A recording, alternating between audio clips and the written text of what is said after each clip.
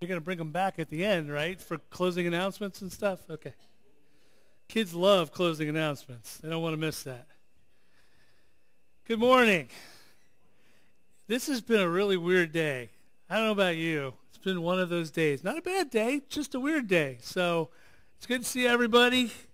I'm not going to tell you everything that's happened, but one of the things that happened was I walked down that aisle at the end of early service and caught my microphone on the little window well thing and ripped it out. So now I'm using my backup microphone, which makes me nuts because it rides up when I talk.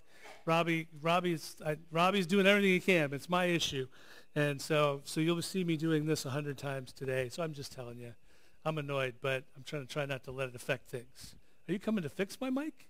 Oh, I thought, man, that's good service. I just complain and Robbie comes down from on high and everything's better. But no, I'm still left with a microphone that drives me nuts, so thanks for nothing.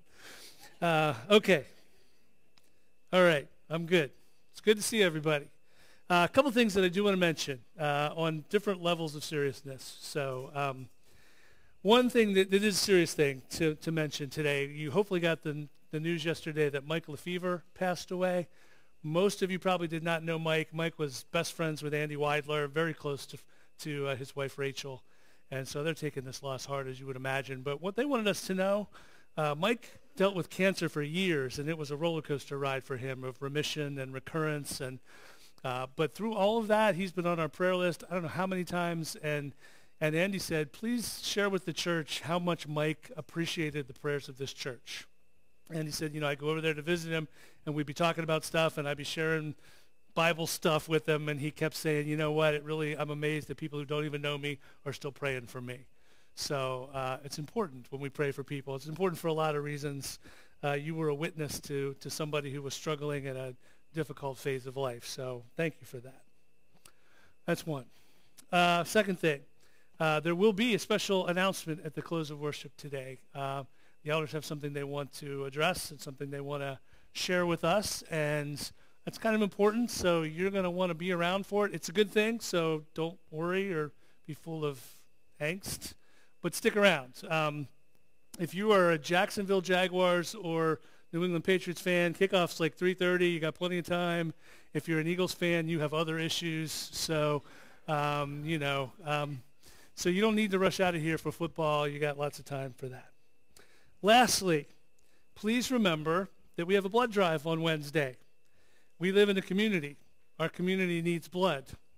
Most of us have blood, and so we can meet this need. Shelby tells me that there's not a lot of people signed up, and we did an online thing. There's also one out in the Welcome Center. Please sign up. I know Wednesday's coming quick. It's going to take about an hour of your day. You're going to sign up for a 15-minute slot, but it takes longer than that. But it's really important. It's something we're doing for our community, and you should know that the elders have authorized us that anybody who is available and chooses not to come help on Wednesday, next Sunday, if you should happen to doze off during the sermon, we have several nurses who are members of our congregation, and they know how to find a vein, and they will find yours. So I'm just telling you, it's going to happen. Anyway, it's a good thing, so come and be a part of that. All right, we just finished a sermon series out of the book of Ezekiel. For many of us, probably the first extensive journey we ever made through that book. And I hope that you noticed as we studied all that was there on a lot of different levels, one of the recurring things that kept happening was Ezekiel kept pointing us to Jesus. Did you notice that? He pointed us to Jesus without mentioning his name, but that's what he was talking about in a lot of cases. And so as we're studying Ezekiel, we're hearing about the idea that at some point in the future, God is going to send a good shepherd to take care of his people. That was Jesus that he was talking about. Ezekiel was telling us that at some point in the future, somebody was going to come who was going to provide resurrection and new life. He was talking about Jesus. He was talking about in Ezekiel how at some point in the future there was going to come a person who was going to become the perfect temple. He didn't say a person, but he was talking about the perfect temple where God will live. And that's Jesus that he's pointing to. And so Jesus is all through not just Ezekiel, but all through the Old Testament. Today we're going to pick up the Bible, the Word of God, and we're going to go to a different spot. We're going to get out of the Old Testament. We're going to move up about 600 years. A lot happens from the end of Ezekiel to the place where we're going to find ourselves this morning. As I mentioned last week, the temple that Ezekiel is around to hear is destroyed, it gets rebuilt in that amount of time. It gets rebuilt twice, once by a man named Ezra and once again by King Herod, who will be a contemporary of Jesus. What also happens in this time period is what is known as the intertestamental period, a 400-year span in which God kind of goes dark. He doesn't stop doing stuff. He doesn't stop working. He's still on the move. He still wants to be known, but he's not talking through his prophets for a while. He's not giving new inspiration that will result in new books being written for a while, for 400 years. But then it's time, and he speaks. And he speaks in a big way. He speaks by sending the Messiah. He speaks by sending Jesus, the incarnation. God come to earth as a human being in human form. And it is the start then of a new covenant. And so as we finish with Ezekiel and the books that follow, we're not just getting to the end of that old covenant, we're getting to the end of that Old Testament. And we're picking up what is now a New Testament. And then 30 years after that incarnation, 30 years after or so, after that arrival of the Messiah, Jesus, the Son of God, Jesus begins to minister. He is an adult now. He has been trained as a carpenter. He's been trained as a rabbi. And so now his training becomes practical. And God says, okay, it's time to go do what I sent you to do. And so he begins to go out into the world and preach. He begins to go out and teach. He performs miracles and signs and wonders. And he works very closely with a very small and intimate group of followers who, unknown to them, are being groomed for the day when he's not going to be around anymore. And that day is coming soon.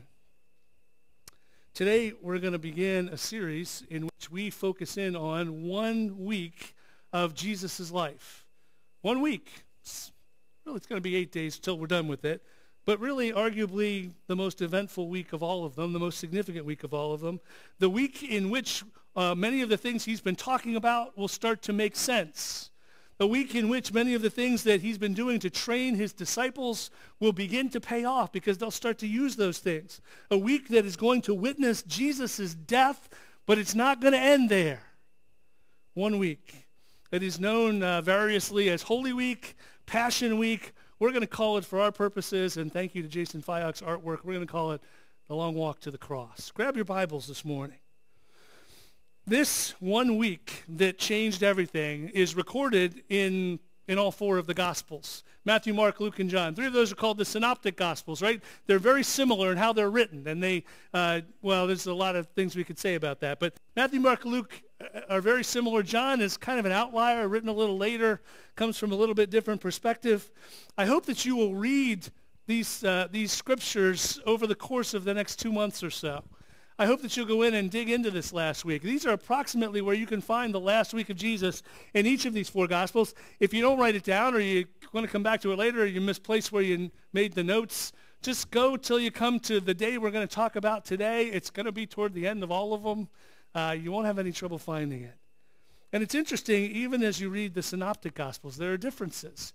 As you read Matthew's account of this last week of Jesus, you're going to read some parables that he tells that he doesn't tell in this place in the same, they're unique to Matthew.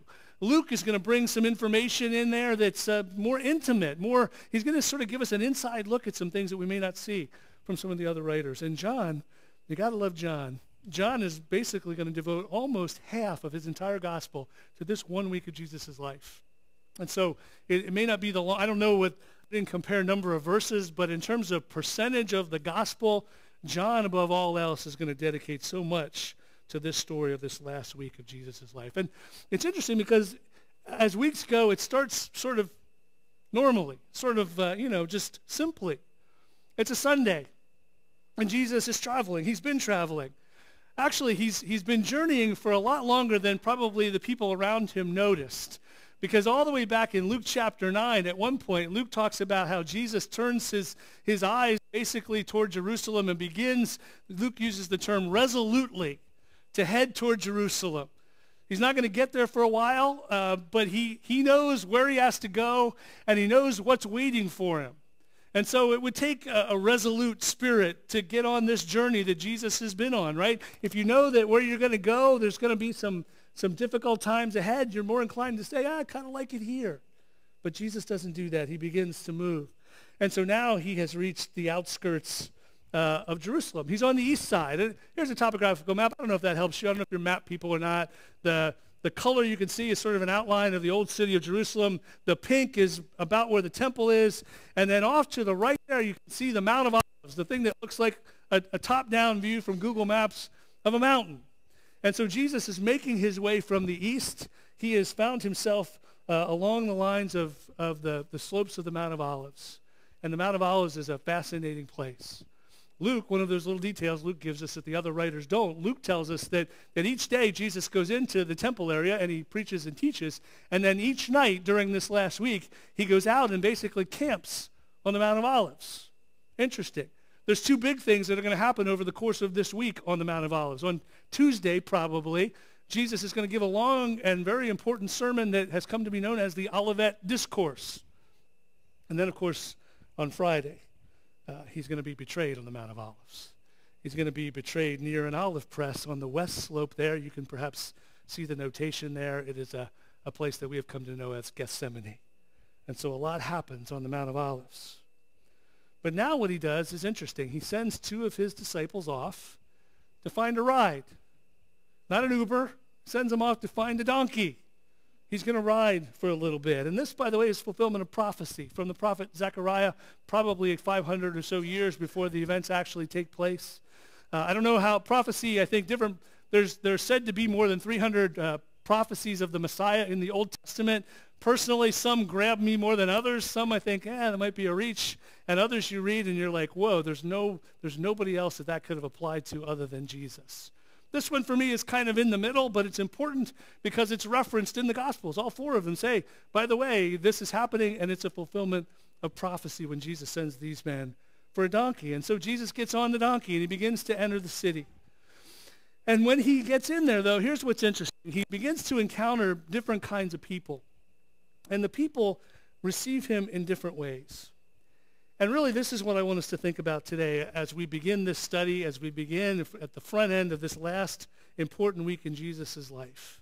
I want us to think about those responses from the different people. We are here together, and as it happens, it is also a Sunday morning. And I wonder, as we think about these kinds of people and these different kinds of responses that we're going to see, I wonder if Jesus showed up today here, and if he entered our community. I wonder how you would welcome him. I wonder if Jesus came today, how each of us would react to his arrival. And I want you to think about those questions through the eyes of several different kinds of people. 4 different types of responses on what has come to be known as Palm Sunday to the arrival of Jesus on the outskirts of Jerusalem. I think as Christians, the easiest thing for us to say, and the people that we would most easily identify with, are the people that the text describes as his disciples. And that's going to be us, right? We would say, if Jesus was entering my community, I'd be all in. I'd be all with him. I'm going to be right there where the disciples are. I'm going to be doing what I'm supposed to do to express my love for Jesus. Now, it's a little cold outside, so maybe I don't know if I'll be laying my coat down. And traditionally, the branches that they cut down we think of as palm trees. We've got an absence of palm trees around here, but you know, we know how to roll out the red carpet for somebody.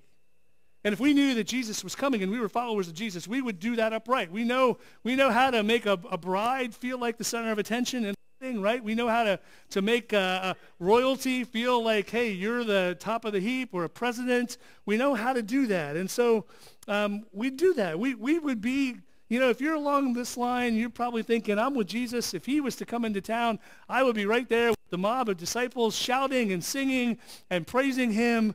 I would be worshiping him. Jesus would get my worship. Because after all, that's what we're doing today, right? I mean, we have gathered together to worship God. We've gathered to worship his son, Jesus Christ. It's 2,000 years later.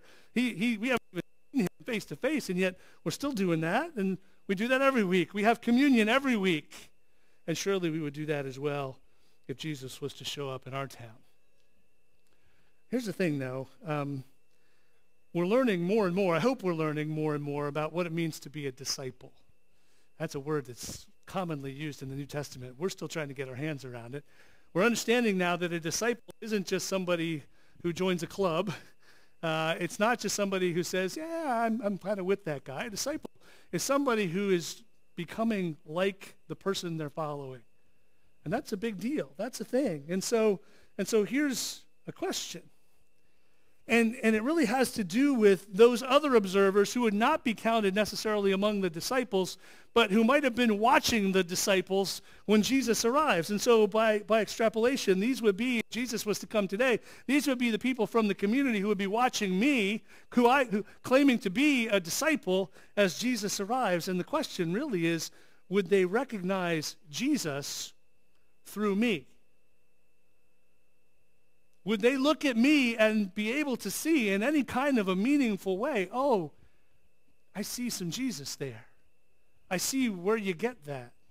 I see why you live that way. Would they connect me to Jesus because of the kind of neighbor I am? Would they connect me to Jesus because of the kind of coworker I am? Would they connect me to Jesus because of the kind of soccer coach I am? Would they connect me to Jesus because of the kind of school volunteer that I am? It's easy to jump on a bandwagon at a time of heightened spiritual, emotional, whatever, mountaintop experiences. Man, we're all in on that stuff, right? It's easy to do that. It's easy to worship when worship is an emotional high and when it's not all that demanding. That's not that hard. But what about later when the dust settles? And, life gets back to ordinary. Do I show Jesus to the world day by day? Because that's the mark of a true disciple, isn't it? So what kind of disciple am I? Well, then there's another group that is well represented, unfortunately, here. And, we know these people by their religious name, and that is the Pharisees. And surely among us this morning, if Jesus was to show up in our community, none of us would welcome Jesus like the Pharisees did, right? I mean, that's really quite unthinkable. To the Pharisees, Jesus is dangerous. He's dangerous for a lot of reasons. He's a threat to their standing in the community. He is a threat to their power center. He is a threat to their self-image. Why they do what they do, who they view themselves as being. Jesus threatens all of those things. And so if you were thinking like the Pharisees today, you probably would not be plotting Jesus' death. We're modern people. We wouldn't be doing that. But you might see Jesus' arrival as problematic, as complicating. You might see it that way. You see, Jesus, no matter who you are, he really is a threat to your way of life. He is. That's what he is. He's calling you to new life. But the thing is, the new life to which he calls us is costly, isn't it? And maybe for us, maybe it's too costly. Maybe the things that we're being asked to change or give up are things that we just can't part with. And really, Jesus is calling us to give up our old lives of self-interest and to replace those lives with the life of a servant. He's calling us to be sacrificial. He might even be, it doesn't happen all the time, but he might even be calling us to die. And that can be a problem. And yes, following Jesus' call, it comes with incredible blessings, doesn't it? We could spend a lot of time talking about the blessings of being a Christian, but for all of those other reasons, you might not be all that happy to see Jesus if he showed up. Are you open to the possibility of being changed? Or is Jesus' arrival in your life creating a problem for you? Then there's this other kind of people who respond differently. These are the people who, interestingly enough, Jesus arrives and they're kind of disappointed. That's it? Some guy dressed like very unfashionably, not even riding on a stallion, he's riding on a donkey. These are his disciples. These guys, they're not even wearing a uniform. They smell like fish still because it's been 3 years, but you can't get the fish smell out of them. This is the guy. This is it. And these are the people that are looking for something different. These are the people that are looking for something better. I have to tell you that from time to time, I can be guilty of envisioning a better Jesus. I could be guilty of trying to imagine a Messiah who would be more to my liking, who would fit my ideas better. The kind of Messiah who, when he came, would guarantee that there'd be no more suffering, and especially no more suffering for me. That's the kind of Messiah I want. I want the kind of Messiah who's going to preach, but he's only going to preach love, he's only going to preach freedom, and he's never going to preach as long as I preach, right? That's the kind of Messiah that I'm looking for. And he's only going to come to serve me, not going to come to ask me to serve, and on I could go. And so maybe if Jesus was like that, I could get on board with that. I could get behind that. I could worship that, right? That's what I want, something better. It's interesting, since Jesus' day, really since before Jesus' day, people have been looking for a Messiah. God predicted Jesus' coming. He predicted the Messiah's arrival a long time ago. But even then, people were looking for something different that didn't quite match what they were going to get. They were looking for something better. Here's a picture of the Mount of Olives today. Those are graves. It depends on who you talk to, how many people are buried there. As many as 300,000 people are buried on the side of that very small mountain. It ain't Everest we're talking about. It's basically a hill. They just call it a mountain because it makes them feel good, all right? And so it's full of graves. And if you go there, I'm going there in October, and I can't wait. This is one of the things I want to see because I've seen pictures of it, and I can't believe that that's actually how it looks, that you look at the side of the mountain, and it's just covered with graves. 2,500 years or so, they've been burying people on the side of that mountain. It has a lot to do with kind of what we were talking about back in Zechariah. And it's the fact that the Jews believed that when the Messiah was finally going to come, they knew the location. They believed that the prophets foretold that the Messiah would arrive at the Mount of Olives. So they had it in their heads. One of the things they believed, when the Messiah comes, one of the first things he's going to do is he's going to raise the dead. So, follow the logic. If I die before the Messiah comes back, I want to be buried near ground zero because I don't want to have to wait to get resurrected. See? It's brilliant. Because this is where he's going to come back. I want to be at the front of the line. And yet the thing is, this Messiah they've been looking for, the real Messiah, not the one they've been looking for, he's been there. He's been on the side of the mountain. He's been living there. He's been camping there for the last week, or he's going to be as we get there. He's been there in the flesh, and all these people have missed him and continue to miss him. He came in fulfillment of all of these incredible prophecies that could not have been tied to anybody but him. He came. He wasn't the warrior king that they wanted, but he was the servant king that they needed. He came for real. He healed and raised the dead and prophesied in front of them. Soon he would be raised from the dead. And yet most of these people, they were looking for something else, and so they missed him. They just missed him. Are you missing the Messiah today because the one you read about isn't the one that you're looking for? Because the one you read about is not the one that you think you need. Is that how you would receive Jesus if he was to appear today in our community? And then finally, a group that is one of the largest groups in the Bible. And it's a group that we don't tend to see very much. It's what you might call the neutral observers. There are a lot of people who are actually around the fringes, the edges of the Bible stories that we read. We just don't know anything about them because they don't do anything. So they're not really central. So the best example I can give of this, the most obvious would be, fast forward to the day of Pentecost, the day that the church is established. Peter preaches the first gospel sermon about Jesus, and people say, what should we do to be saved? And Peter says, repent and be baptized. And 3,000 people respond. They repent. They're baptized. They're added to the church on that day. We celebrate it as the birth of the church. 3,000 people. That's incredible. The thing is, in that area where Peter was doing this talking and where the Spirit had come on the apostles, there were probably 500,000 people. Maybe more.